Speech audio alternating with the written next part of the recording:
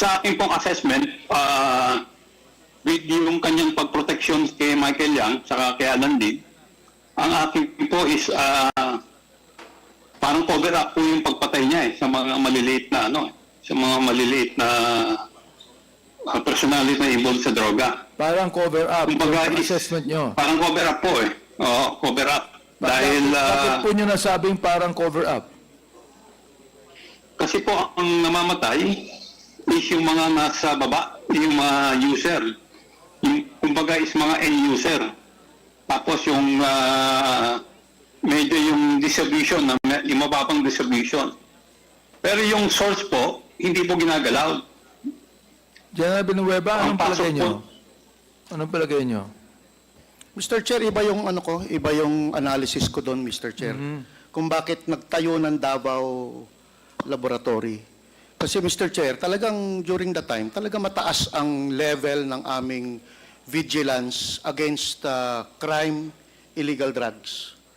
Ano na ngayon ang assessment nyo during the time During that time, that Mr. the Chair. former president became president and he had war on drugs and killed so many people? Ano po yung assessment nyo dyan? For example, like Mayor Espinosa, pinatay po, Paruhinog, pinatay. Si Jed Mabilog ay kinakailang umalis ng Pilipinas sapagkat pinagbintangan. Ano po ang assessment nyo?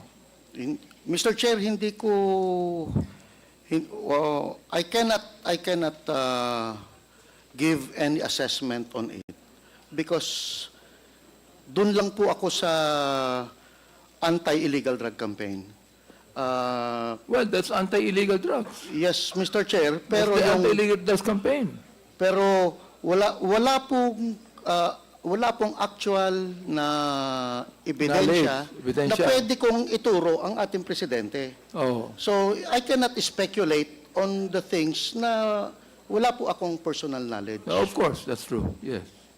Anyway, Mr. Chairman, at tutuloy ko na lang mamaya para yung ibang naman ay makapagtanong din. Thank you very much. Salamat, Congressman Abante. The next to interpolate is Congressman Ernix Junicio. You're recognized. You have 5 minutes. 10 minutes. Thank you, Mr. Chair.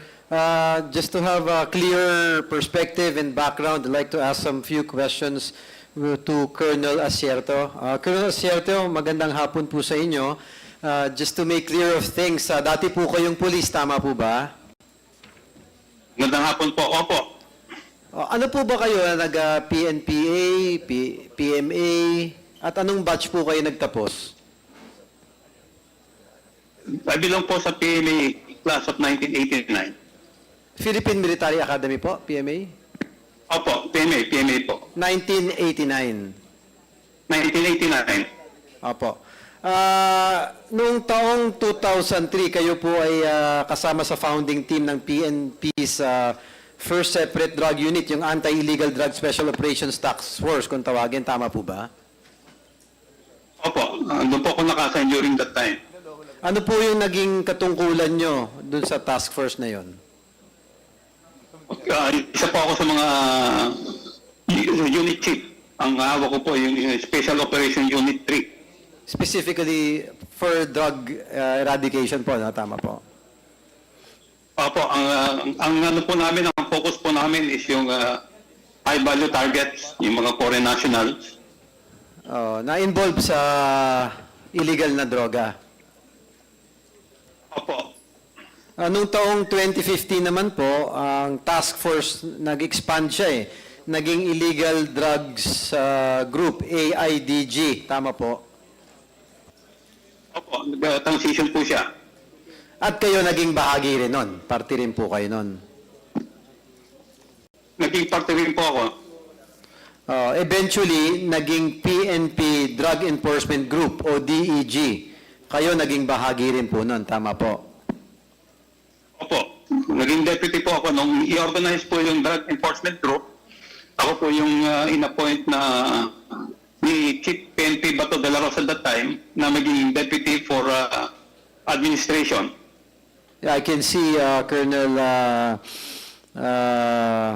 Asierto, that you have a wide experience in the anti-illegal drug campaign, being part of multiple groups that is specifically tasked to eradicate illegal drugs. Kung susumahin po ang inyong karanasan bilang isang anti-drug operative, gaano po kahaba ang naging karanasan ninyo? Siguro po mga almost 2 decades po.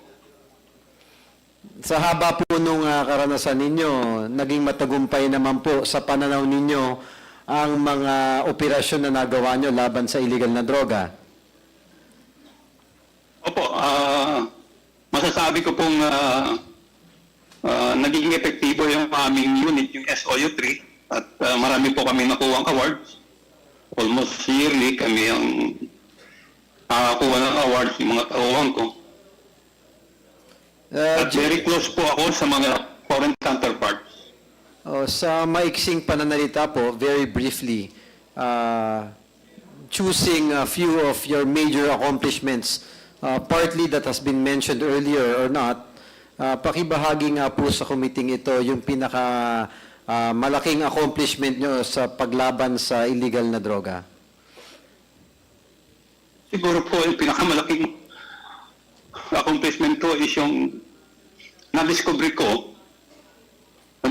namin yung protection na ibinigay ni Pangulong Duterte sa dalawang drug personalities na si Michael Yang at si Alan Lim.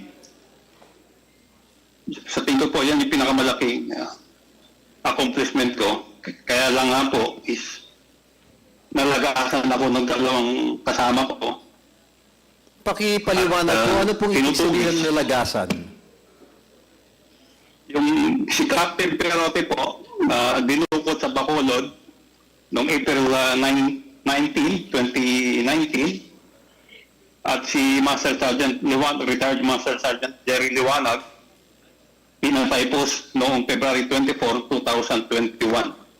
Sila po ba mga kasama nyo rin sa PMA? Hindi po, mga tauhan ko po sila sa sa SOU-3. From the ranks po sila. Sa anti-drug operation unit nyo rin po? Apo. First time ko pong narinig yung nangyari na yan. Ano po ba ang, sa tingin nyo, bakit po ba o sino po ba ang may kagagawan ng pagkamatay ng inyong mga kasamahan sa anti-illegal drug campaign? Wala pong iba kundi yung dating Pangulong Duterte. Dahil gusto nila kaming patahimikin dahil doon sa na-discover namin na involvement ni Michael Yang saka ni Alan Lim. Ito rin po ba yung dahilan kung bakit wala po Simula kayong... nung sige po, pakituloy po. Pasensya na po. ano po yung tanong? Ito rin po ba yung dahilan kung bakit wala kayo rito ngayon at kayo po ay natatakot para sa inyong kaligtasan at buhay? Actually, kinasuhan po nila ako eh. Meron po akong warrant of arrest kaya nagtatago ako at meron po nakapatong sa akin na 10 o 15 million para po mapatay nila ako. Noong taong 2017 bilang isang illegal anti-drug operative, kayo po ay nagsabit ng isang confidential report that was earlier touched by Congressman Benny Abante, a confidential report linking a high-profile personality sa illegal na drugs. Gaya ng nabanggit kanina, ito ay si Michael Yang, Alan Lim, tama po ba yon? Opo, at si Johnson Chua po. Kasama po siya, okay. Ano po yung posisyon ninyo